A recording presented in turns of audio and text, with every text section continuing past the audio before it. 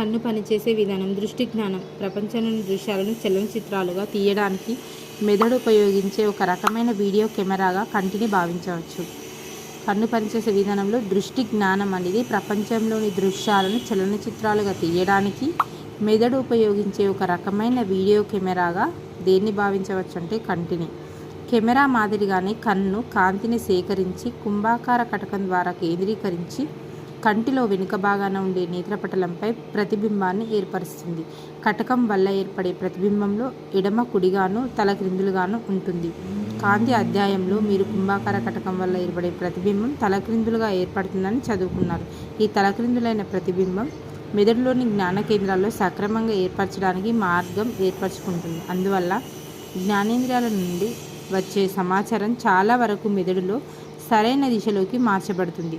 మెదడులోని జ్ఞాన కేంద్రాలలో మెదడులో